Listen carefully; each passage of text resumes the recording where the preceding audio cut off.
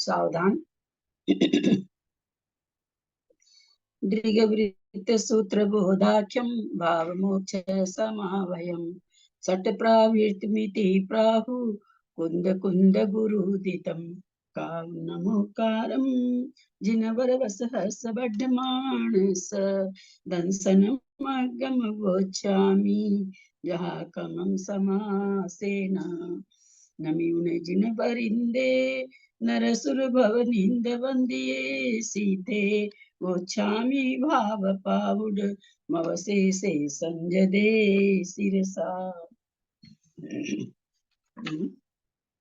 Page number 360 Jambu Kumar का चरित्र का चल रहा है। उनकी शादी हो गई है, चोर आया, विद्युत चोर आया है। उनकी माँ उनको कहती है कि चोर को कि तुम किसी भी तरह करके मेरे पुत्र को अगर रोक लोगे तो मैं तुम्हें मन चाहा धन दूंगा। उन्हीं लोग की वार्ता चल रही है। पेज नंबर 360 पर पढ़ी वाचना करें सभी, कोई टाइम टाइम से कर ले। इसके बाद चोर कहेगा, यहाँ से करें। समस्त आभरणों से सुशोभित कोई एक कन्या अपनी मामी के कटुक वचनों से उत्पन्न हुए क्रोध के कारण वृक्ष के नीचे स्थित थी। वह मरने का उपाय नहीं जानती हुई मन ही मन बहुत व्याकुल हो रही थी। सुवर्ण को हरने वाले किसी पापी मृदंग वादक ने उसे देख लिया। यह उसके आभूषण लेना चाहता था, इसलिए उसने उसके लिए वृक्ष से लटकने का उपाय बतलाया। उसने अपना मृदंग वृक्ष के नीचे खड़ा रखा।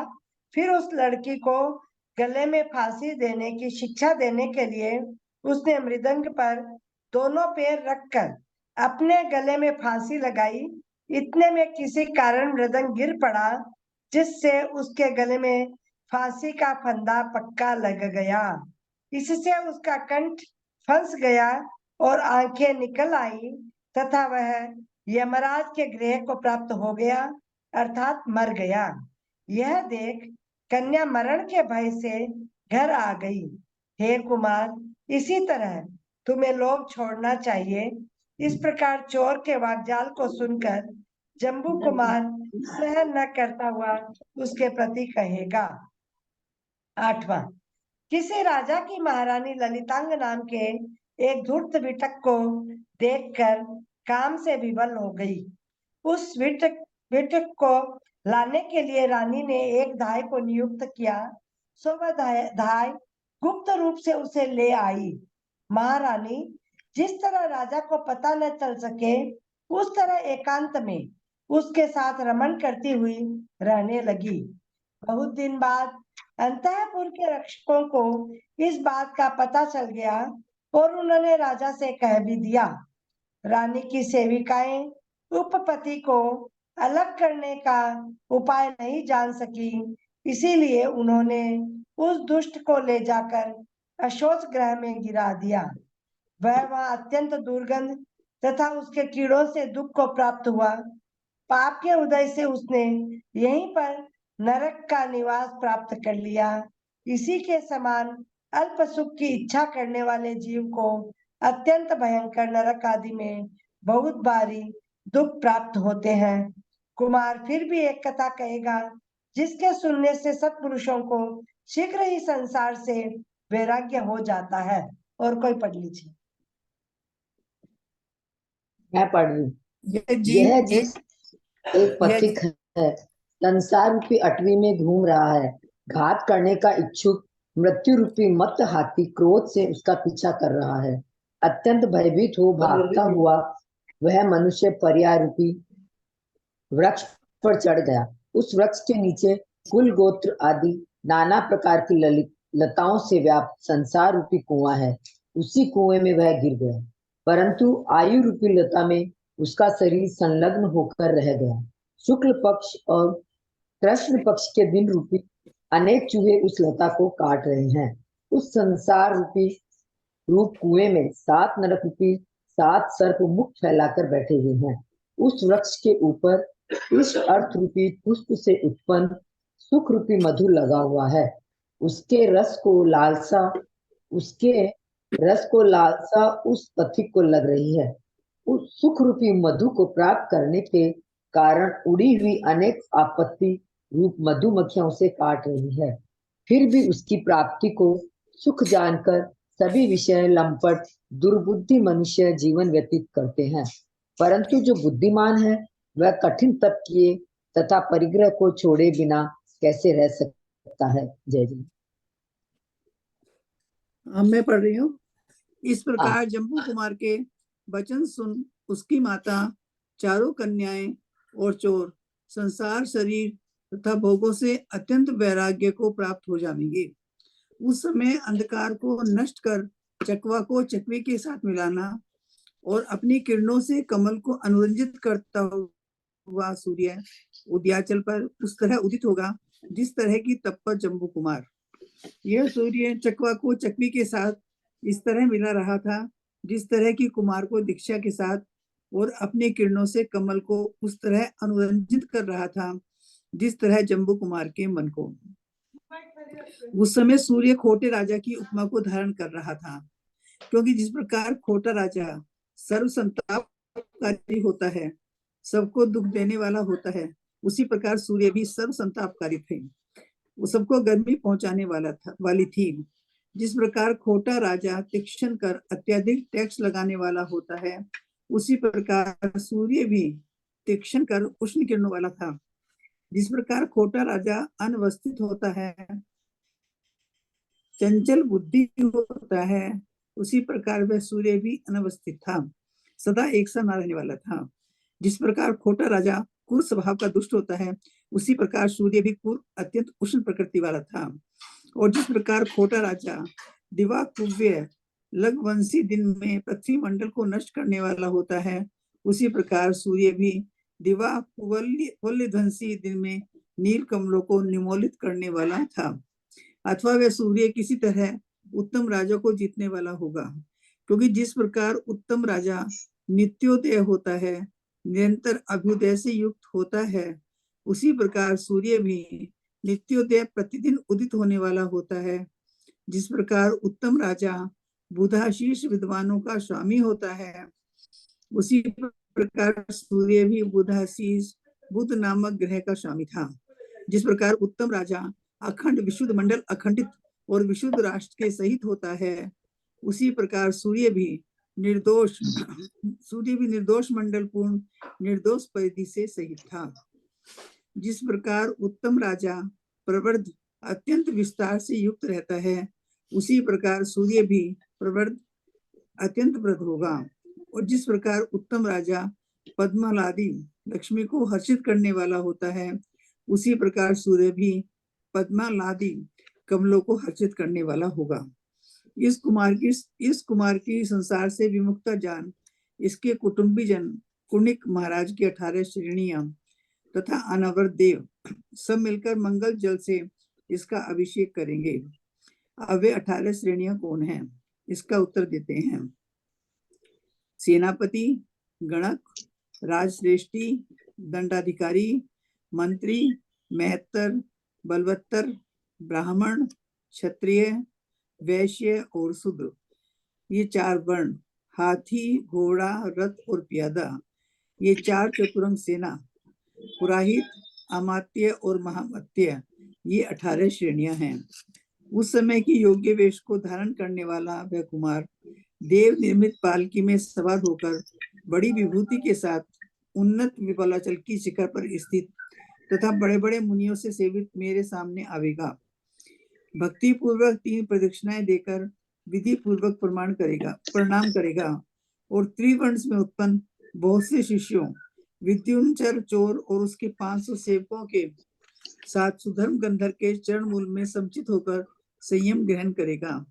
12 वर्ष के बाद जब मैं मोक्ष चला जाऊंगा, तब सुधर्माचार्य केवली होंगे और जम्बू स्वामी शुद्ध केवली होंगे। तदनंतर 12 वर्ष के बाद जब सुधर्माचार्य मोक्ष को प्राप्त होंगे, तब जम्बू स्वामी केवली होंगे।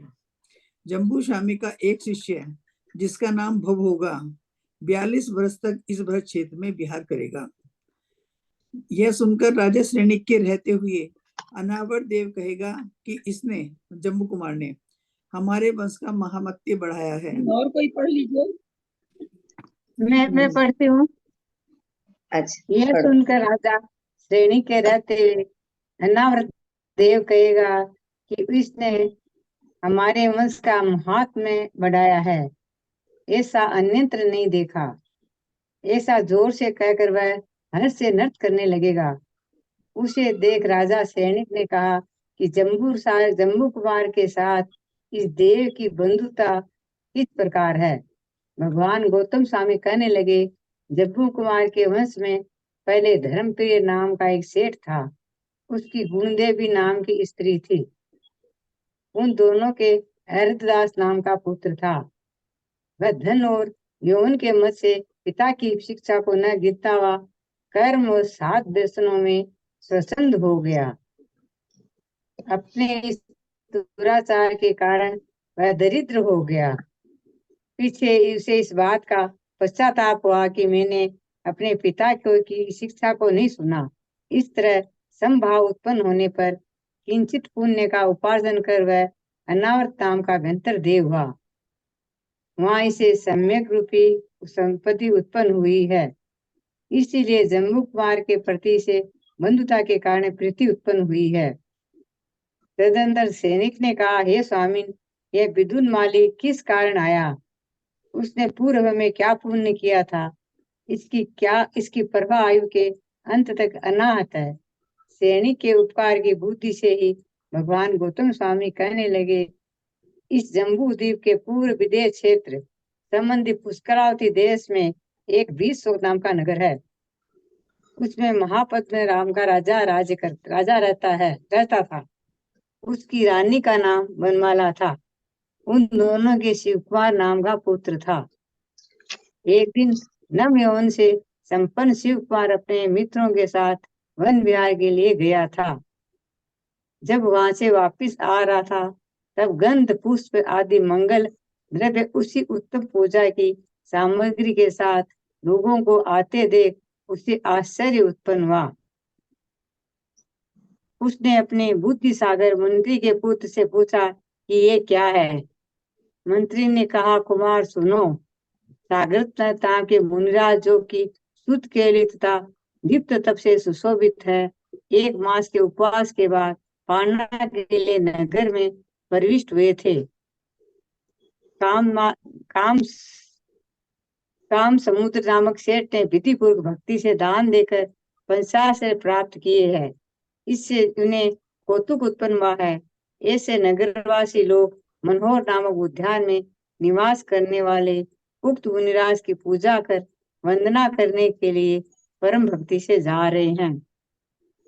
शिव कुमार ने कहा कि इन मुनिराज ने सागर नामक श्रुत केवली की अवस्था तथा अनेक रिद्धियों को किस कारण प्राप्त किया। मंत्री पुत्र ने भी जैसा सुन रखा था वैसा कहना प्रारंभ किया। पुष्कलावती देश में पुंडरीकिणी नाम की नगरी है। और कोई पढ़ ले, सब कोई पढ़ ले पारा पारी। पुष्कलावती देश में पुंडरीकिणी नाम की नगरी है। उसके राजा का नाम चक्रवर्ती वज्रधन था। उसकी स्त्री का नाम यशोधरा था। जब वह गर्भिणी हुई तो उसे दोहला उत्पन्न हुआ। दोहला की पूर्ति के लिए वह जहाँ सीता नदी समुद्र में मिलती है, वहाँ बड़े वैभव के साथ गई और महाद्वार से समुद्र में प्रविष्ट हुई। जल क्रीड़ा के समय ही उस कमलमुखी ने निकट मोक्षगामी पुत्र को उत्पन्न किया कि इसी कारण इसके कुटुंबी जनों का इसका सागर दत्त नाम रखा। तदनंतर एक बार तरुण सागर दत्त अपने परिवार के साथ महल की छत पर बैठकर नाटक देख रहा था। उसी समय अनुकूल नामक सेवक ने उससे कहा, कुमार, तुम यहाँ आश्चर्य देखो। मेरे पर्वत के आकार यह मेघ स्थित है।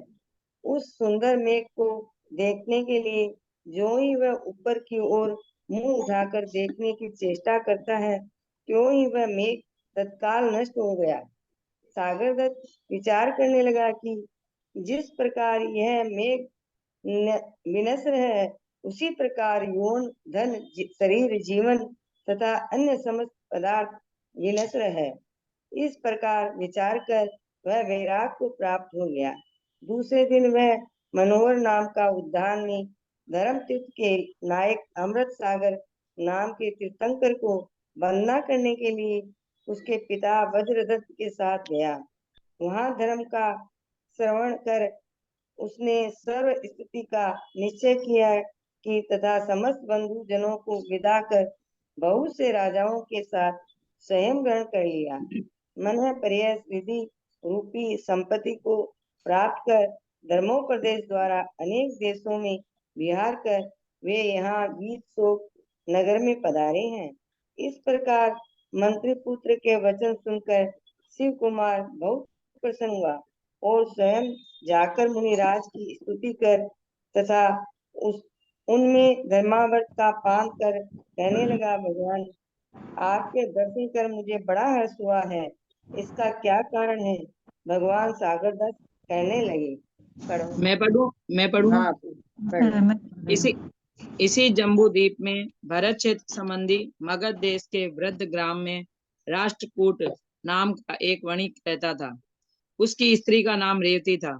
उन देशों में भगदत्त और भवदत्त नाम के 2 पुत्र हुए। उनमें भगदत्त ने सुस्थित नामक गुरु को नमस्कार कर दीक्षा धारण कर ली। विनय भगदत्त गुरु के साथ नाना देशों में विहार कर अपने जन्म के ग्राम आया। तब उसके सभी कुटुंबी जनों ने हर्षित हो मिलकर सुस्थित नामक मुनिराज की प्रदक्षिणा देकर पूजा की। पूजा करने के बाद सब लोग वापस आने को उद्यत हुए। उसी ग्राम में एक दुमर्षण नाम का वैश्य रहता था। उसकी नागवसु नाम की स्त्री थी। उन दोनों की नागश्री नाम की पुत्री थी।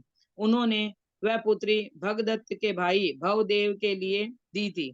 भगदत्त का आगमन सुनकर भवदेव भी कुछ विकार करता हुआ वहां आया और भगदत्त को विनय पूर्वक प्रणाम कर बैठ गया। भगदत्त ने आशीर्वाद दिया और जिससे उसका मन आर्द्र हो गया। भगदत्त ने धर्म का स्वरूप और संसार की विरूपता का उपदेश देकर भवदत्त का हाथ एकांत में पकड़ कर एकांत में कहा, भाई तुझे संयम ग्रहण करना चाहिए। भवदेव ने कहा, नागश्री से छुट्टी लेकर आपका कहा करूंगा। नागश्री से छुट्टी लेकर आपका कहा करूंगा। भगदत्त ने कहा, हे भाई, संसार में स्त्री आदि के जाल में बंधा हुआ जीव आत्मा का हित कैसे कर सकता है? इस मोह को छोड़ो। तब कोई उत्तर न देकर भवदेव ने बड़े भाई के अनुरोध से दीक्षा लेने का विचार कर लिया।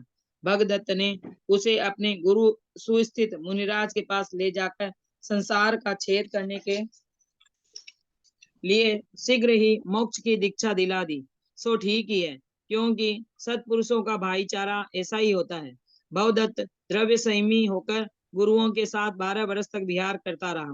किसी समय वह अज्ञानी अकेला ही अपने वृद्ध ग्राम आया। वहां सुव्रता नाम की गृहिणी को देखकर बोला, हे मात, क्या यहाँ कोई नागश्री नाम की स्त्री है?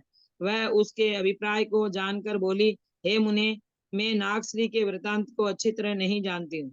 यह सुनकर भवदत्त मुनि उदासीनता को प्राप्त हो गया। उसे संयम में दृढ़ करने के लिए सुव्रता नाम की गृहिणी गुणवती आरिका को लक्ष्य कर एक कथा कहने लगी। एक और पढ़ रहे हैं क्या कोई? मैं पढ़ रही हूँ। एक सर्वसमरी नाम का वैश्य था। उसकी दासी का एक लड़का था जो निरंतर घिनौना रहता था तथा दारुक उसका नाम था। अपनी माता अर्थात वैश्य की स्त्री से उससे कहा कि तुझे हमारे सेठ का जूठा भोजन खाना पड़ेगा। हट कर उसने कहा, खिला भी दिया, परंतु घिनौना माने क्या होता है? हाँ, घिनौना गंदा रहना, काम करना, जिसको देख के आद्र घृणा हो आए। गया, माने आद्र हो गया, मन दया आ गई, गुस्सा। उसे ग्लानि वश उगल दिया। उसने जो कदाचित उसने वो खाया ना दारू ने, उसे तो ग्लानि वश उगल दिया। सेठानी ने उस वमन को कांसे के पात्र में रखकर कपड़े से ढक कर रख दिया। वमन को दारू को पुनः भूख लगी तब उसने अपनी माता से भोजन मांगा। माता ने वमन से भरा हुआ ही कांसी का पात्र उसे दे दिया था। दारुक ने भूख से पीड़ित होने पर भी अपने वमन को नहीं खाया। उस दारुक ने घिनौना होने पर भी जब अपना वमन नहीं खाया, तब साधु अपनी छोड़ी वस्तु को कैसे इच्छा कर सकता है? हे गुणपति, नागश्री में प्रेम किया ना, उसी का उदाहरण दिए हैं। हे गुणवती, अपना मन निश्चल कर एक कथा और सुन। नरपाल नाम का एक राजा था। उसने एक कुत्ते को मिठाई खिला खिला कर पाला था। वह उसे स्वर्ण के आभूषणों से विभूषित कर सदा वन क्रीड़ा आदि के समय स्वर्ण निर्मित पालकी में बैठाकर साथ ले जाता था। कुत्ते का भाग्य देखिए। इस तरह वह मूर्ख राजा उस कुत्ते का पालन करता था। एक दिन पालकी पर चढ़ा कुत्ता जा रहा था, सो बालक की विष्ठा देखकर उसे चाटने के लिए कूद पड़ा। राजा ने यह देख उसे डंडे से पीट कर भगा दिया। हे पुत्री, इसी तरह सबका पूजनीय साधु यदि पहले छोड़ी हुई वस्तु इच्छा करता है तो तिरस्कार को प्राप्त होता है। हे गुणवती, एक कथा और सुन। कहीं कोई एक पथिक किसी वन में एक वृक्ष के नीचे ठहरा था। उसके सुगंधित फल और फूल आदि का उपयोग करता हुआ रहता था। वह उस वृक्ष को छोड़ आगे गया तो शनिवार को भूल सघन जंगल में जा पड़ा। वहां एक चीता उसे खाने के लिए आया। उसे देख भयभीत होता हुआ वह भागा और भागता भागता एक भयंकर कुएं में जा पड़ा। वहां पाप के कारण शीत आदि लगने से उसे त्रिदोष की बीमारी हो गई। उसकी बोलने, देखने, सुनने तथा चलने आदि की शक्ति नष्ट हो गई। सर्प आदि की बाधा उसके निकट ही थी। वह वहां से निकलने का उपाय भी नहीं जानता था। भाग्यवश स्वेच्छा से कोई वैद्य वहां से निकला। उसने उसे देखा। देखते ही उसका चित्त दया से आर्द्र हो गया। अतः उसने किसी उपाय से उसे आंटी दया से आर्द्र हो गया। हाँ, मतलब दया से आर्द्र का मतलब वैसे गीला होता है, तो दया से पिघल जाना, उसका चित्त दया से पिघल गया।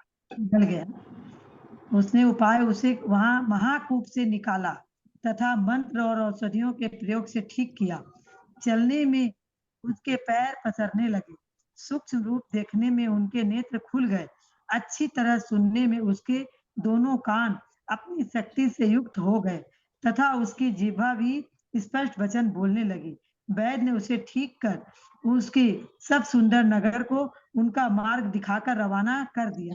तो ठीक ही है, क्योंकि निर्मल हृदय वाले मनुष्य इसका उपकार नहीं करते, परंतु वह दुर्बुद्धि पथिक विषय आसक्ति चित हो दिग्ध भाग में मूर्ता को प्रकट करता हुआ उसी पहले कुएं में जा पड़ा। उसी प्रकार कहीं संसार में मिथ्यात आदि पंच भयंकर बीमारियां प्रबलता को प्राप्त हो रही है और यह जीव संसार रूप कुएं में पड़ा पड़ा क्षुधा की दाह से दुखी हो रहा है। उसे देख सद्बुद्धि के धारक गुरु आप पढ़ लीजिए। मैं पढ़ती हूँ दीदी। आंटी जी मैं पढ़ूं? दीदी इसमें तो ये मुनि तो ये थे ना, भवदत्त मुनि को कहानियां सुना रहे हैं, तो ये हे गुणवती गुणवती के माध्यम से सुना रहे हैं। वो आर्यिका सुना रही है। आर्यिका सुना रही है माता जी के माध्यम से। और ये जीव संसार रूप कुएं में पड़ा पड़ा क्षुधा की दाह से दुखी हो रहा है। उसे देख सद्बुद्धि के धारक गुरु रूपी वेद्य जो धर्मोपदेश रूपी उपाय के जानने में निपुण है, दयालु होने से उसे उस संसार कूप से बाहर निकलवाते हैं। जिनवाणी रूपी औषधि का सेवन कराकर उसके सम्यक्त रूपी लोचन को खोलते हैं। सम्यक ज्ञान रूपी कानों के युगल को खोलते हैं। सदाचार रूपी पैरों को पसारते हैं। दया रूपी जीवा को प्रकट करते हैं। विधि पूर्वक 5 प्रकार के स्वाध्याय के वचन उससे बुलवाते हैं और यह सब कहकर बुद्धिमान वेद्य सरिता बंद कर दो ना। सॉरी, और यह सब कहकर बुद्धिमान वैद्य उसे स्वर्ग तथा मोक्ष के मार्ग में अच्छी तरह रवाना कराता है। उनमें कितने ही दीर्घ संसारी जीव अपने पाप के उदय से उन भ्रमरों के समान जो सुगंधि के युक्त खिले हुए चंपा के समीपवर्ती होकर उसकी सुगंधि के ज्ञान से रहित हैं, पार्श्वस्थ नाम धराते हैं, क्योंकि वे सम्यक दर्शन, सम्यक ज्ञान और सम्यक चारित्र के समीप में रहते हैं। कितने ही लोग क्रोधादि कसाय तथा इस स्पर्श आदि विषयों के लौकिक ज्ञान और औषध आदि के मिथ्या ज्ञान से युक्त, स्पर्श आदि थोड़ी लिखा हुआ है, स्पर्ग आदि, तो गलती से लिखा हो, स्पर्श आदि होना चाहिए। ठीक है। कितने ही लोग क्रोधादि कसाय तथा स्पर्श आदि विषयों के लौकिक ज्ञान और औषध आदि के मिथ्या ज्ञान से युक्त हो जीवा इंद्रिय के तथा 8 प्रकार के स्पर्शिक विषयों में लंपट होकर कुशील नाम धराते हैं। आंटी जी लंपट मैंने उसमें दीदी बताएंगे। स्पर्शादि विषयों में उसी विषयों में लगे रहना, लंपट माने उसी स्पर्शादि विषय में ही लगे रहना, इसका अभिप्राय मान रहना। चलिए, इसका अभिप्राय खोटा रहता है। कितने ही लोग निषिद्ध द्रव्य और भावों में लुभाकर सशक्त कहलाने लगते हैं। निषिद्ध द्रव्य, निषिद्ध माने जो द्रव्य मना किया जाता है, निषिद्ध द्रव्य, वैसे द्रव्य में और भाव में लुभा करके सशक्त कहलाने लगते हैं। संसक्त का आया था ना पीछे, जहाँ पर बहुत सारे भेद आए थे, वहां पर संसक्त आया था। कितने ही लोग जिनके ज्ञान आदि निरंतर घटे रहते हैं, अवसान नाम रखाते हैं, और कितने ही लोग समीचीन आचार से बाह्य होकर मृगचर्या नाम पाते हुए महामोह के दूर न होने के कारण संसार पतन का कारण अपराध को करते हैं तथा अंधकूप में पड़े हैं और वर्तमान में पढ़ रहे हैं। भवदेव इन सब कथाओं को सुनकर शांत भाव को प्राप्त हो गया। तदंतर समस्त आर्यिकाओं की प्रधान सुव्रता गणनी ने दरिद्रता से जिसकी खराब दशा हो रही थी, ऐसी नाग श्री को बुलाकर दिखलाया। भवदेव भी उसे देखकर तथा संसार की स्थिति का स्मरण कर धिक्कार देता हुआ अपनी निंदा करने लगा। उसने पुनः संयम धारण किया और आयु के अंत में भाई भगदत्त के साथ आराधना का आश्रय किया। समाधि से मरकर वह महेंद्र स्वर्ग में बलभद्र विमान में 7 सागर की आयु वाला सामानिक जाति का देव हुआ। मैं भगदत्त का जीव चक्रवर्ती का पुत्र सागर दत्त हुआ हूँ और तू भवदेव का जीव शिव कुमार हुआ है। इस प्रकार सुनकर शिव कुमार संसार से विरक्त हो दीक्षा लेने के लिए उद्यत हो गया। बनमाला माता और महापद पिता ने उसे दीक्षा लेने से मना किया, तो वह बीत शोक नगर में प्रवेश कर आत्मज्ञान से युक्त हो यह नियम लेकर रहने लगा कि मैं अप्रासुक आहार नहीं करूंगा। इतनी दीक्षा के बिना उसे प्रासुक आहार कैसे प्राप्त होता था? इसका उत्तर यह है कि राजा ने उस बात को सुनकर सभा में ऐसी घोषणा करा दी कि जो कोई शिव कुमार को आहार करवाएगा, मैं उसके लिए मन चाही वस्तु दूंगा। यह जानकर सप्त स्थानों के आश्रयभूत दृढ़ धर्म नाम का श्रावक ने आकर शिव कुमार से कहा, वे सप्त स्थान कौन हैं? यदि यह जानना चाहते हो तो उसका उत्तर इस प्रकार है। कोई पढ़ेगा? भाई साहब आप पढ़ लीजिए। हाँ पढ़िए। सज्जाति सग्रस्त पारिभज्य सुनेन्द्रता साम्राज्य उत्कृष्ट आहारण्य पद और निर्वाण, ये 7 परम स्थान है। सज्जाति सदग्रस्त। हाँ आंटी जी, हाँ ठीक है। दृढ़धर्म इस श्रावक दीदी ने इसके है ना सतपरम स्थान के हाँ, उपवास होते हैं इसके। उपवास भी करते हैं, वही मैं बोल रही हूँ। हाँ दृढ़धर्म सतपरम स्थान के क्या? हाँ हाँ, हाँ। सप्तपरम स्थान के। दृढ़धर्म श्रावक ने शिव कुमार से कहा था कि हे कुमार, तुम्हारे घर के लोग तुम्हारे शत्रु हैं, पाप के कारण है। सदा दीदी ये सत स्व- जाति, इसका थोड़ा सा अपन सोच बता दीजिए ना। सत जाति, सदगृहस्थ, पारिवर्ज्य, सुरेंद्रता, साम्राज्य, उत्कृष्ट, अरहंत पद, और निर्वाण, ये तो सात किसी को समझ में आई रहा है, सदगृह से समझ में आई रहा है।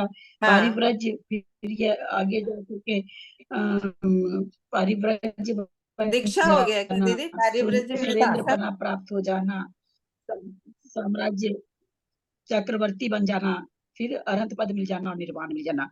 सद जाति, सद गृहस्थ, पारिव्रज्य मतलब दीक्षा लेना, सुरेंद्र पद को प्राप्त कर जाना, साम्राज्य चक्रवर्ती पद को पा जाना, अरहंत पद और फिर निर्वाण। ये परम सात स्थान है, इससे बढ़िया कोई नहीं है ना। दृढ़धर्म श्रावक ने शिव कुमार से कहा सब आ था गए कि ना हे कुमार, क्रम तुम्हारे घर के लोग तुम्हारे शत्रु हैं, पाप के कारण हैं, सदा स्व पर का घात करने वाले हैं। इसलिए तुम भाव संयम का घात किए बिना प्रवृत्ति करो, अर्थात संयम धारण करने का जैसा तुम्हारा भाव है उसके अनुसार प्रवृत्ति करो। मैं प्राशुक आहार देकर तुम्हारी सेवा करता हूँ। घर के लोगों को छोड़े बिना संयम में तुम्हारी भी प्रवृत्ति दुर्लभ है। इस प्रकार के हितकारी वचन कहे। शिव कुमार ने भी यह जानकर अचंबल निर्विकृति तथा निरस भोजन का नियम ले लिया। मैं सुंदर स्त्रियों के पास रहकर भी सदा निर्विकार चित्त रहता था और स्त्रियों के तृष्णा के समान तुच्छ मानता हुआ खंग तीक्ष्ण तृण के समान, आंटी जी,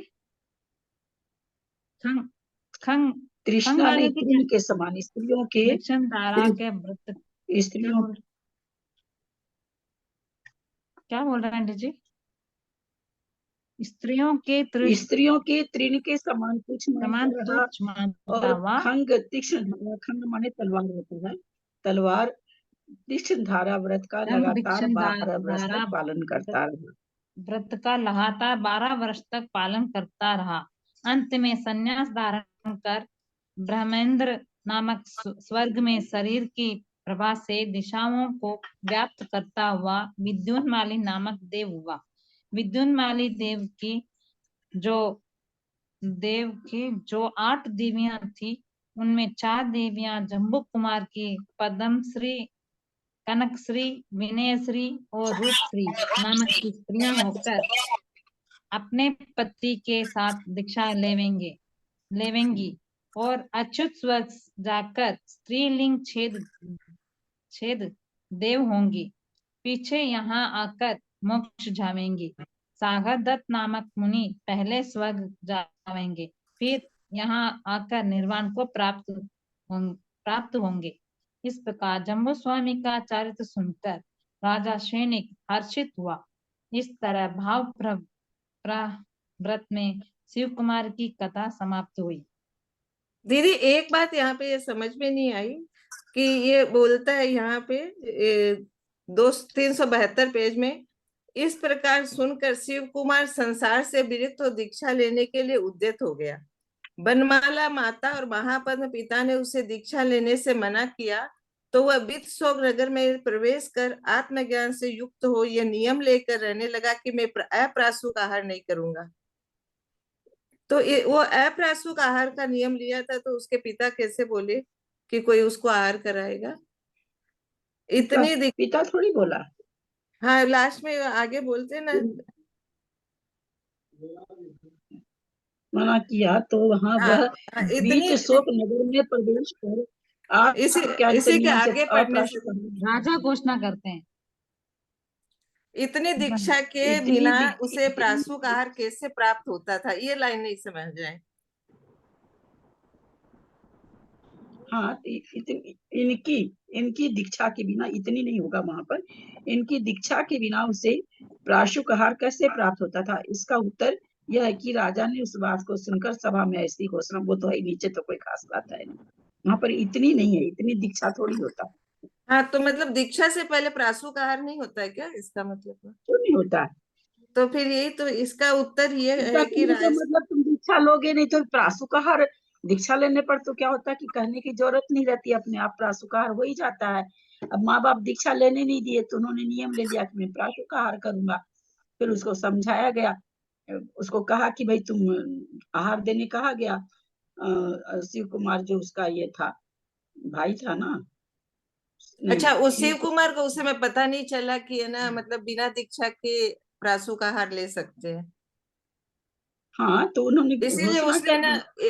इसका उत्तर यह है कि राजा ने उस बात को सुनकर सभा में ऐसी घोषणा करा दी कि जो कोई शिव कुमार को आहार करावेगा मैं उसके लिए मनचाही वस्तु दूंगा। हाँ, तो वहां का राजवीर शोक नगर में चला गया था, वहां के राजा ने ये घोषणा कराई जब तो उसको मतलब वो पता चला आहार नहीं कि ये लेता था उस समय, आहार लेना बंद कर दिया था क्या उसने? आहार क्या नाम है सो प्राशुक आहार लेता था, हर कैसा आहार नहीं लेता था। उसने नियम ले लिया था कि मैं प्राशुक आहार मतलब मुनि के जैसा आहार करूंगा, प्राशुक आहार से मतलब ये है। चलिए, हाँ गाथा है। अंगाइम दसय दुनिया 14 बुवाइम सयल सुय नाणम पढ़ियो अभव सेनो न भाव सवंतनम पत्तो। अंगाइम दसय दुनिया 14 बुवाइम सयल सुय नाणम पढ़ियो भव सेनो न भाव सवंतनम भावसवर्धनम पत्तो। अंगानि 10 द्वैच 14 पूर्वाणि सकल श्रुत ज्ञानम पठितश्च भव्यसेन न भाव श्रमणत्वं प्राप्त। पढ़िए। अंगाई दसिए, हाँ पढ़िए जी भाई साहब। सयल सुयनानम पढ़ियो वो भव्य सेनो न भाव सवनतनम पत्तो। अंगानि 10 च द्वे च 14 पूर्वाणि सकल सुत ज्ञानम पठितश्च भव्य सेना न भाव श्रवणत्वं प्राप्त। अंगाई 10 व दुनिया 10 अंग 10 और 2 अंगाई 10 या दुनी यानी 12 अंगों का और 14 पुवाई और 14 पूर्वों का सयल सुयनानम सकल श्रुति यानी 12 अंग 14 पूर्वी है और इससे ज्यादा तो है ही नहीं श्रुति ज्ञान। तो सकल श्रुति ज्ञान को पढ़ियो माने पढ़ा। भव्य सेनो न भाव समनतनम पत्तो, परंतु भव्य सेन जो है वो भाव श्रमणत्व को प्राप्त नहीं हुआ, नहीं हो सका या नहीं हुआ। जेठी भाई साहब पढ़िए, जेठी भाई साहब आप ही पढ़िए। भव्यसेन मुनि ने 12 अंग तथा 14 पूर्व रूप समस्त श्रुत ज्ञान को पढ़ा, फिर भी वह भाव श्रमण अवस्था को प्राप्त नहीं हो सका।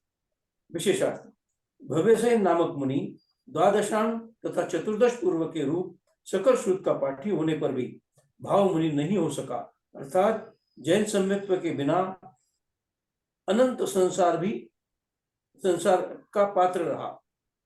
भव्य सेन मुनि ने 11 अंगों को तो शब्द तथा अर्थ दोनों रूप से पढ़ा था और 14 पूर्वों को वह अर्थ मात्र से जानता था। इसी दृष्टि से कुंद स्वामी ने उसे सकल श्रुत का पाठी कह दिया है, ऐसा जानना चाहिए, क्योंकि समस्त श्रुत को पढ़ने वाला पुरुष संसार में नहीं पढ़ता, ऐसा आगम का वचन है। भव्यसेन की कथा इस प्रकार है। भव्यसेन की कथा, दक्षिण श्रेणी में मेघ कुटपत्तन नाम का नगर है। उसमें सुमति महादेवी का पति चंद्रप्रभ नाम का राजा रहता था। वह चंद्रशेखर नामक पुत्र के लिए राज्य देकर परोपकार के अर्थ तथा जिनदेव और जिन मुनियों की वंदना एवं भक्ति के अभिप्राय से कुछ विद्याओं को धरता हुआ दक्षिण मथुरा में आकर मुनि गुप्ताचार्य के समीप शुल्लक हो गया। वह एक समय जिन मुनियों की वंदना और भक्ति के लिए उत्तर मथुरा की ओर जाने लगे। चलते समय उन्होंने श्री मुनि गुप्त आचार्य से पूछा कि किससे क्या कहना है। गुप्त मुनिराज ने कहा कि सूरत मुनि के लिए नमोस्तु और महाराज वरुण की महादेवी रेवती से धर्मवृत्ति कहना। इस तरह शुल्लक ने 3 बार पूछा और मुनि ने 3 बार वही उत्तर दिया। शुल्लक ने अपने मन में विचार किया कि 11 अंग के धारी भव्य सेनाचार्य तथा अन्य मुनियों का भगवान नाम भी नहीं लेते हैं, उसमें कुछ कारण अवश्य होना चाहिए। ऐसा विचार कर वे चले गए। सूरत मुनि के लिए भगवान मुनि गुप्ताचार्य की वंदना कहकर तथा उनका विशिष्ट वात्सल्य देखकर शुल्लक भव्यसेन की वसतिका को गए। वहां भव्यसेन ने उनके साथ संभाषण भी नहीं किया। शुल्लक कमंडलू लेकर भव्यसेन के साथ संभाषण माने बात करना, संभाषण भी नहीं किया।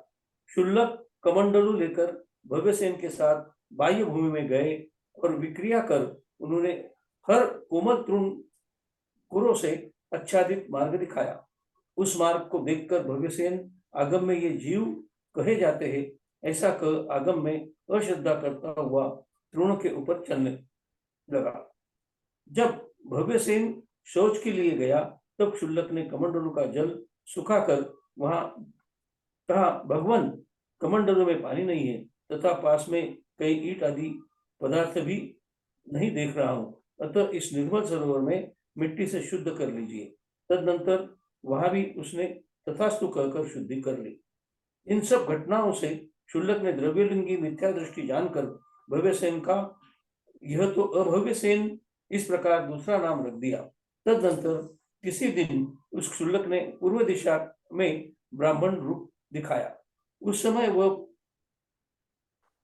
पद्मासन में बैठा था। चारों दिशाओं के में उसके 4 मुख 4 सूरत दिखाई, यज्ञोपवीत दर्भ, मुंज, दंड तथा कमंडलू दिखाई देते हैं। मुंज, दंड तथा कमंडलू आदि से सहित था और देवदानों के द्वारा वंदनीय था। राजा आदि तथा भव्यसेन आदि सब लोग वहां गए, परंतु रेवती रानी यहाँ ब्रह्म नाम का कौन देव है ऐसा कहकर लोगों के द्वारा प्रेरित होने पर भी नहीं गई। दूसरे दिन शुल्लक ने दक्षिण में नारायण का रूप दिखाया। नारायण गरुड़ पर बैठा था, उसके 4 भुजाएं थी और एक दिन दक्षिण दिशा में वृषभ पर बैठे अर्धचंद्र, जटाजुट पार्वती तथा गुणों से सहित शंकर का रूप दिखाया तथा एक दिन उत्तर दिशा में समोसरण के बीच 8 प्रतिहार्य नर विद्याधर और मुनियों के समूह से वंदनीय पद्मासन में स्थित तीर्थंकर का रूप दिखाया। वहां भी सब लोग गए, परंतु रेवती रानी लोगों के द्वारा प्रेरित होने पर भी नहीं गई। वह यह सोचकर अपने घर स्थित हुई कि नारायण 9 ही होते हैं, रुद्र 11 ही होते हैं और तीर्थंकर 24 ही जिनागम में बतलाए गए हैं तथा वे सब हो चुके हैं। यह कोई मायावी है और ब्रह्मा नामक कोई देवता तो है ही नहीं, क्योंकि कहा है।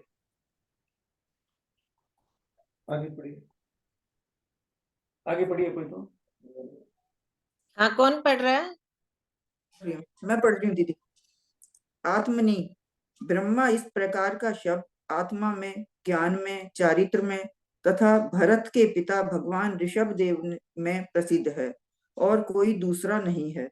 दूसरे दिन वह क्षुल्लक चर्या के समय एक बीमार क्षुल्लक के वेश में रेवती के घर के समीप निकला और गोपुर के मार्ग से मायामयी मृक्षसी गिर पड़ा। मायामयी मूर्छा से गिर पड़ा। यह सुन रेवती रानी भक्ति से दौड़ी गई और उठाकर तथा सेवा शुश्रूषा कर पथ्य कराने के लिए तत्पर हुई। क्षुल्लक ने सब प्रकार का आहार कर दुर्गंधित वमन कर दिया। उस वमन को दूर कर रेवती कहने लगी, हाय मुझसे कोई अयोग्य पथ्य दिया गया है। रेवती के वचन सुन संतोष से माया को संकोच कर चंद्रप्रभ क्षुल्लक ने देवी की वंदना को की तथा गुरु का आशीर्वाद और पूर्व वृतांत कहकर लोगों के मध्य उसके अमूढ़ दृष्टि अंग की खूब प्रशंसा की। तदनंतर वह अपने स्थान पर चला गया। वरुण महाराज शिव कीर्ति नामक निज पुत्र के लिए राज्य देकर दीक्षा धारण कर महेंद्र स्वर्ग में देव हुए और रेवती रानी तप कर ब्रह्म स्वर्ग में देव हुई। इस प्रकार श्री भाव प्राभृत में भव्य सेन नाम मुनि की कथा समाप्त हुई। अब गाथा पढ़नी।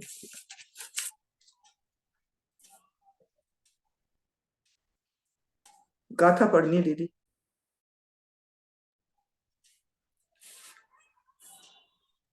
तिरपनवीं गाथा पढ़नी है। दीदी नहीं है क्या? दीदी तो बैठी है सामने।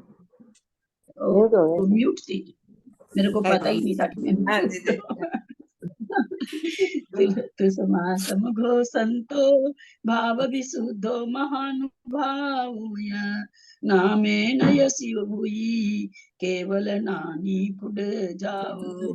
तु समासम संतो भाव विशुद्धो महानुभावय नामे नय शिव भूयि केवल नानी पुड जाओ। समगोसयन भाव विशुद्धो महानुभाव नामना च शिवभूति केवल ज्ञान स्फुटम जात। पढ़े गाथा पढ़े। भाव सुदो वहाँ गुणानुभाव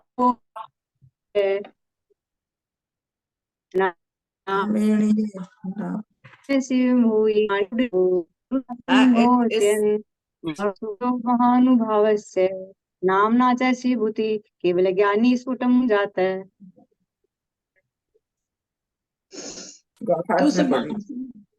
अच्छा क्या चीज? नहीं अभी ठीक है, मैं कहती गाथार्थ पढ़ती हूँ, फिर मैंने कहा नहीं अभी तो अर्थ कर। तुष्मासम घोषंतो भाव विशुद्धो महानुभाव, ये जो भाव से विशुद्ध महानुभाव थे। शिवभूति शिवभूति नामेन माने शिवभूति नाम के मुनि। तुष मासम घोषंतो, तुष मास की तुष मास भिन्न है। इससे क्या हुआ? केवल ज्ञानो फुट जाओ, केवल ज्ञानी केवल ज्ञान उनको फुट जाओ, माने स्फुटम से शीघ्रता से कहिए या निश्चय से केवल ज्ञान उनको हो गया। फुट मतलब निश्चय से, फुट का मतलब निश्चय आएगा यहाँ पे, निश्चय से। हाँ फुट का फुट मतलब निश्चय से। फुट फुट माने हाँ निश्चय से। कई बार ऐसे भी शब्द दे देते गाथा को पूरा करने के लिए भी, लेकिन यहाँ नीचे संस्कृत में स्फुटम दिया है तो निश्चय से या कुछ नहीं भी अर्थ रहता है। गाथा में ये सब शब्द ऐसे भी दे दिए जाते हैं गाथा के अक्षर पूरा करने के लिए। गाथार्थ। भाव से विशुद्ध शिव भूति मुनि तुष्मास शब्द का बार बार उच्चारण करते हुए महाप्रभाव के धारक केवल ज्ञानी हो गए। यह सर्व प्रकट है। विशेषार्थ। भूल ना जाऊं इस भावना से तुष्मास शब्द का बार बार उच्चारण करते भाव से विशुद्ध और महाप्रभाव से युक्त शिव भूति नामक मुनि केवल ज्ञानी हो गए। लोकालोक को प्रकाशित करने वाले पंचम ज्ञान से युक्त हो गए। यह सर्व प्रकट है। इंद्रादि देवों ने घातिया कर्मों के क्षय होने वाले उनके 10 विषय प्रकट किए। इस तरह वे सर्व प्रसिद्ध हो गए। गाथा में नामेण यह नामना च, यहाँ नाम के साथ च शब्द का भी प्रयोग हुआ है। उससे यह सिद्ध होता है कि वे मुनि नाम से ही शिव भूति नहीं किंतु अर्थ से भी शिव भूति थे। शिव अर्थात सिद्धों की भूति अर्थात अनंत चतुष्टय रूप अर्थ अथवा त्रैलोक्याधिपति रूप ऐश्वर्य जिनके पास है वे शिव भूति कहलाते हैं। यह शिव भूति शब्द की सार्थकता है। इनकी कथा इस प्रकार है। शिव भूति मुनि की कथा। कोई एक शिव भूति नाम के अत्यंत निकट भव्य जीव थे। परम वैराग्य से युक्त होकर उन्होंने किसी गुरु के पाद मूल में दीक्षा ले ली और घोर तपस्चरण करने लगे। वे शास्त्र के सिर्फ तुष मास भिन्न इन 6 अक्षरों को जानते थे।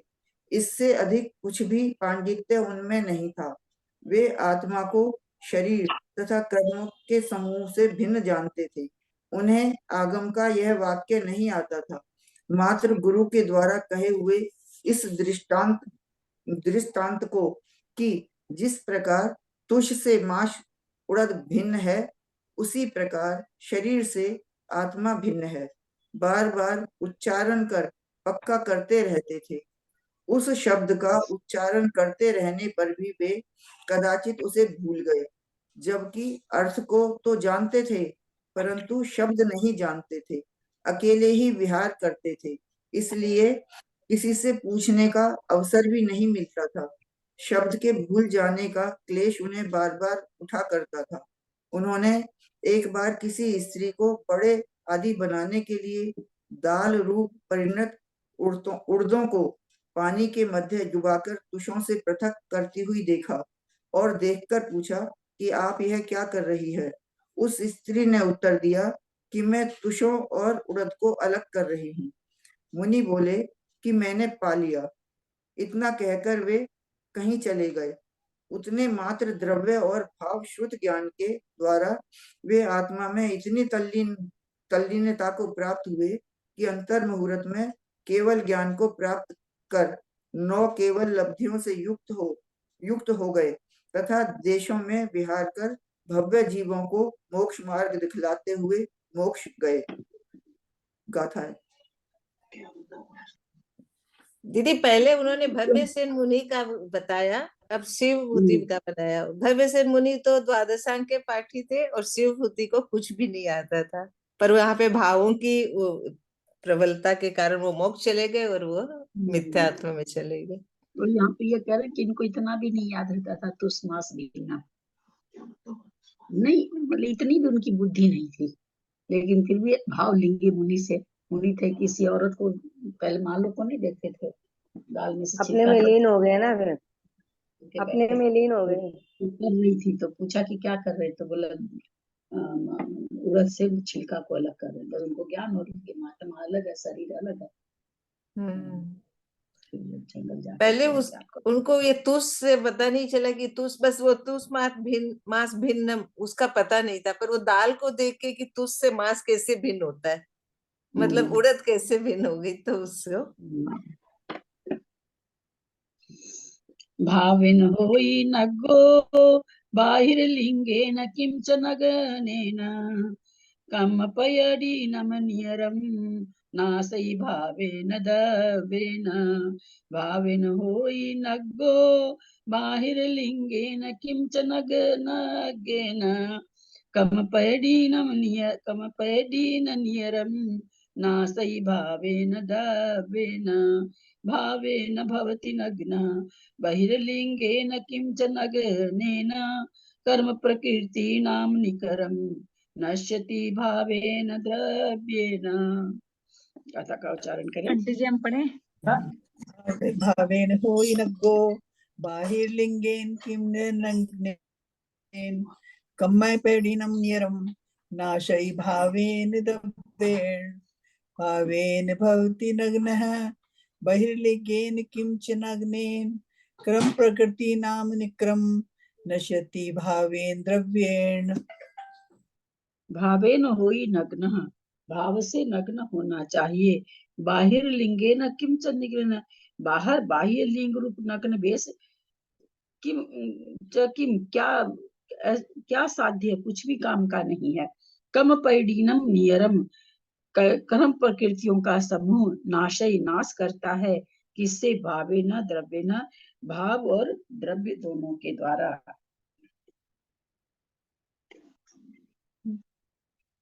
कह रहे कि भाव अंदर से मुनिपन आया नहीं, बाहर से अगर धारण भी कर लिया नग्नता, तो उससे क्या होना है? कुछ नहीं होना, संसार में रुलना है। जो द्रव्य से भी, भाव से भी जो बन जाते हैं तो उनके कर्म प्रकृतियों का नाश हो जाता है।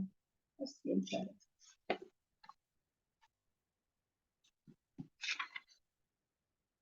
नियरम माने क्या हुआ? नियरम निकर्म समूह।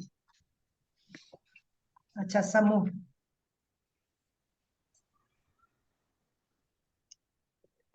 पढ़ो ना। हाँ पढ़ लो। भाव से नग्न होता है, बाह्य लिंग नग्न क्या साध्य है, अर्थात कुछ नहीं। भाव सहित द्रव्यलिंग के द्वारा ही कर्म प्रगतियों का समूह नष्ट होता है। विशेषार्थ भाव अर्थात जिन सम्यक्त से ही निर्गंत रूप प्राप्त होता है। पशुओं के समान केवल बाह्य लिंग रूप नग्न मुद्रा धारण करने से मोक्ष रूप कार्य सिद्ध नहीं होता। कर्मों की 148 प्रगतियों का समूह भाव और द्रव्य दोनों लिंगों के धारक करने से ही नष्ट होता है। जो मिथ्या दृष्टि ग्रस्त होते हुए भी कहते हैं कि हमारे मुनि का भाव विद्यमान है तथा स्त्रियों के साथ रहते हुए ब्रह्मचर्य का सेवन करते हैं, वे लोग चार्वाकों के समान नास्तिक है। उसके मत का निराकरण करने के लिए श्री कुंदाचार्य स्वामी ने यह वचन कहा है कि अणा सही भावेन दब्बेण, अर्थात भाव पूर्वक द्रव्यलिंग के ग्रहण करने में ही कर्म प्रगतियों का समूह नष्ट होता है, केवल भाव से अथवा केवल द्रव्य से नष्ट नहीं होता। इस व्याख्या के बल से नास्तिक पहले ही तरह शिक्षा देने योग्य है। चलिए समय हो गया है, इसका संस्कृत ले लीजिएगा कर। छोटी छोटी गाथा अब आ रही है। जिनवाणी स्तुति मैं करूं दीदी? हाँ करें। बोले जिनवाणी माता की जय। ओंकार में वाणी तेरी जिन धर्म की शान है। ओंकार में वाणी तेरी जिन धर्म की शान है। समो शरण देख के शांत छवि देख के गणधर भी हैरान है। समो शरण देख के शांत छवि देख के गणधर भी हैरान है। स्वर्ण कमल पर आसन है तेरा, सो इंद्र कर रहे गुणगान है। दृष्टि है तेरी नासा के ऊपर, सर्वज्ञता की तेरी शान है। चांद सितारों में लाख हजारों में तेरा यहाँ कोई मिसाल नहीं है। चार मुख दिखते समो शरण में, स्वर्ग में भी ऐसा कमाल नहीं है। हमको भी मुक्ति मिले हम सबका अरमान है। हमको भी मुक्ति मिले हम सबका अरमान है। समो शरण देख के शांत छवि देख के गणधर भी हैरान है। सारे जहां में फैली ये वाणी, गणधर ने गूंथी इसे शास्त्र में। सच्ची विनय से श्रद्धा करे तो ले जाती है मुक्ति के मार्ग में। कसाए मिटाए राग को भगाए, इसके श्रवण से ये शांति मिली है। सुख का ये सागर आत्म में रमण कर, आत्म की बगिया में मुक्ति खिली है। हम सब भी तुम सा बने ऐसा ये वरदान है। हम सब भी तुम सा बने ऐसा ये वरदान है। समोसरण देख के शांत छवि देख के गणधर भी हैरान है। मैं हूँ त्रिकाली ज्ञान स्वभावी, दिव्य ध्वनि का यही सार है। शक्ति अनंत का पिंड अखंड, पर्याय का भी ये आधार है। ये झलकते हैं ज्ञान की कला में, ऐसा ये अद्भुत कलाकार है। सृष्टि को पीता फिर भी अछूता, तुझ में ये ऐसा चमत्कार है। जग में है महिमा तेरी, गूंज रहा नाम है। जग में है महिमा तेरी, गूंज रहा नाम है। समोसरण देख के शांत छवि देख के गणधर भी हैरान है। ओंकारमय वाणी तेरी, जिन धर्म कई शान है। ओंकारमय वाणी तेरी, जिन धर्म की शान है। समोसरण देख के शांत छवि देख के गणधर भी हैरान है। समोसरण देख के शांत छवि देख के गणधर भी हैरान है। या वाणी बहुत ही के सुंदर, बहुत सुंदर। या वाणी के ज्ञान ते सुजे लोकालोक, सो वाणी मस्त नमो सदा दे तू दो। हे जिनवाणी पार की तो जपो दिन दिन, जो तेरा शरणा गए सो पावे सुख चैन। बोले जिनवाणी माता की जय। शर्मिला तैयार करके लाया करो रोज ही, है ना। अच्छी आवाज होती है, हाँ सबका भाव लगता है। हाँ नो बार ठीक है। बहुत सुंदर, बहुत सुंदर। हाँ नो बार नमोरे।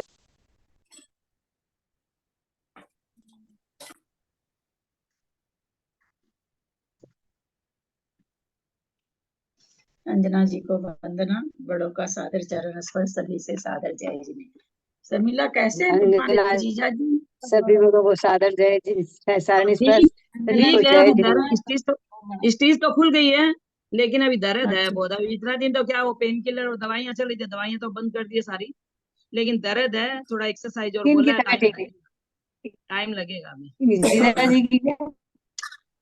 सभी को जय जिनेन्द्र। अंजना जी को वंदना, अंजना जी सादर से प्रणाम, सबको जय जय जय। सबको जय जय जिनेन्द्र। प्रणाम ललिता जी। दीदी दीदी को प्रणाम और सभी बड़ों को सभी को प्रणाम। जय जिनेन्द्र, दीदी को प्रणाम। एक प्रश्न है, हाँ कल सोच के उत्तर दीजिएगा। कल तो है ना क्लास? हाँ कल है। अनंत का सुख केवल ज्ञान होने से हुआ है क्या? अनंत का सुख केवल ज्ञान के कारण है क्या? चिंतन करिएगा। आज समझ में नहीं आया। अनंत का सुख, हाँ अनंत को सुख है ना, अनंत सुख प्रकट हुआ है ना। जो अनंत सुख उनको मिल रहा है, तो क्या केवल ज्ञान होने से वो सुख मिला है क्या? मतलब केवल ज्ञान हो गया इसलिए चार उनको जातीय सुख हो कर्म गया। नष्ट होने का मिला। मोहनीय कर्म नष्ट होने मोहनीय से। कर्म के नष्ट होने के कारण, मोहनीय कर्म के नष्ट होने के कारण अनंत सुख प्राप्त हुआ है। उस सुख को जो बाधा डाल रहा था, उन कर्मों के नष्ट होने से हुआ, ना कि केवल ज्ञान से। केवल ज्ञान से अगर क्यों नहीं माने हम लोग? केवल ज्ञान से हुआ, वो क्या तो गलत है ये इसमें? मोहनीय कर्म नष्ट हुआ तभी तो केवल ज्ञान आया हुआ। जब तक वो कर्म नष्ट केवल ज्ञान आंटी, से 63 प्रकृति का नाश होने से केवल ज्ञान होता है। वो तो हाँ ठीक चारों है। की मिलके हुई ना, चारों। केवल ज्ञान से अनंत सुख प्रकट हुआ, ऐसा कहने में क्या हर्जा है? अगर केवल ज्ञान के कारण सुख होता तो बाद में अव्याबाध सुख नहीं होता। चार कर्म बैठे हैं, वो जब नाश हुए हैं तो अव्याबाध सुख हुआ है। इससे क्या पता चलता है कि केवल ज्ञान होने से सुख नहीं हुआ है। उस सुख का घात करने वाली जो प्रकृतियां थी, उनके नष्ट होने से हुआ है। आगे अव्याबाध सुख भी कब हो रहा है? जब उसको घाटने वाली प्रकृतियां नष्ट हो रही है, तब हो रहा है। चार गातियां कर्म होगा। वही घात्या दीदी कर्म नष्ट होने से। तो दीदी अघातिया कर्म के तब यदि उनको सब कुछ प्राप्त हो गया तो फिर वो अघातिया कर्म को नष्ट क्यों करते हैं? अघात्य कर्म नष्ट नहीं करेगी तो व्यवहार सुख ही कैसे नहीं हो? मिलेगा। तो इसका मतलब 8 कर्मों के नाश होने से सुख हुआ। नहीं, फिर अनित्य सुख की तो प्राप्ति हो गई ना, तो वो कैसे हुई? आज तक नहीं थी क्या? तो क्या केवल ज्ञान, इसका मतलब केवल ज्ञान हुआ तो अनंत सुख हो गया? बोला नहीं, ऐसा नहीं है। अनंत सुख की बाधक तो जो प्रकृतियां थी उसके नाश होने से सुख प्रकट हुआ। अगर हम ये मानेंगे कि केवल ज्ञान से सुख की प्राप्ति हो गई तो फिर अव्यापाद सुख बाद में क्यों होता है? हो जाना चाहिए अभी पूर्ण सुख। लेकिन 4 अघातिया कर्म बैठे हैं इसलिए अव्यापाद सुख नहीं हो रहा है। जब 4 अघातिया कर्म भी नष्ट होते हैं तो मतलब अव्यापाद सुख प्रकट हो जाता है। अव्यवाद तो वेदनीय से होगा ना दीदी, वेदनीय कर्म के हाँ, वेदनीय कर्म से होगा ना अव्यवाद, तो वेदनीय कर्म खत्म होगा तो। वेदनीय कर्म से मतलब नहीं, चारों कर्म के खत्म होने जब सिद्ध बनते हैं तब अव्यापाद सुख होता है। आंटी जी टोटल 63 प्रकृति नाश होने से होता है ना आंटी जी केवल ज्ञान तो? हाँ हाँ उसमें वेदनीय कर्म भी आ गया।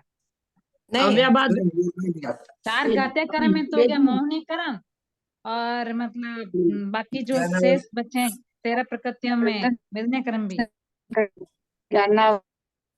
ज्ञानावर्णी, उसमें वेदनी नहीं आता, वेदनी बाद में होता है ना। मोहिनी और वेदनीय कर्म का तो वहां पर बंद हो रहा है केवल ज्ञान होने के बाद भी।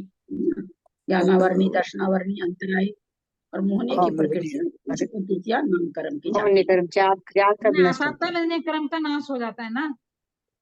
हाँ, हाँ क्या? असाता वेदनीय कर्म का नाश हो जाती है ना? असाता कर्म ना ना ना ना नहीं उदय नहीं में आ रहा है, वेदनीय का ही दियावली में आता है। तीर्थंकर को उसको भी अरंत परमेष्ठी के भी असाता का उदय आ रहा है। असाता कर्म की बंद बिछुति हो जाती है ना, बंद बिछुति हो हाँ जाती है। सत्ता में पड़ा वो तो आ ही रहा ना उदय में, धीरे धीरे जब हाँ जब हाँ उसको उसकी आवली आती तो वो उदय में आ जाता है ना। बंद बिछुति हो जाती है छठे गुण स्थान में। हाँ हाँ। दीदी असाता साता रूप आता है ना? ना ना ना ना ना ना, असाता असाता असाता रूपी आता है। हाँ, ये अव्याबाद सुख का मतलब तो यही हुआ ना जिसमें कोई तरह की बाधा नहीं हो, सारी बाधाएं खत्म हो गई, अव्याबाद सुख हो गया। जितने भी कर्म थे सारे नष्ट हो गए ना। हाँ सारी हाँ, वही प्रकृतियां नष्ट हो गई। सारी बाधाएं नष्ट हो गई।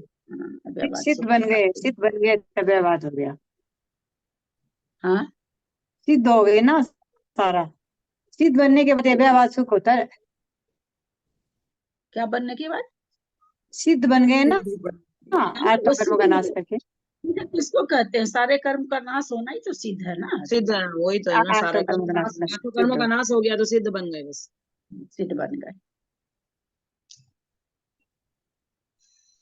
ठीक है, ठीक, जय जिनेन्द्र जी, प्रणाम। बहुत अच्छा उत्तर दिया आप लोग ने सब। सबको एकदम 100 में 100 मिल गए सबको। अब दीदी पूर्ति स्वाध्याय तो थोड़ा तकलीफ होता है, अब लगन लग गई ना आपके साथ बैठने की। बाहर आना जाना रहता है तो फिर वही छूट जाता है फिर। हाँ, होता ही भाई, वो तो होता ही है, सबके साथ ही होता है। अब जब कोई खास प्रसंग छूटता है तो ऑडियो सुन के उसको कर लिया करो, मेकअप कर लिया भाभी जी को करो। तो गॉड गिफ्ट है, राग अच्छा होता हाँ, राग अच्छा है। गॉड गिफ्ट है, गॉड गिफ्ट। क्या जिनका? क्या शशि शर्मिला का? गला का आवाज। क्या चीज बोल रही हैं आप? ये एक शौक शुरू से ही है मेरे को, भजन अजन गाना गाना का बहुत शौक है शुरू से।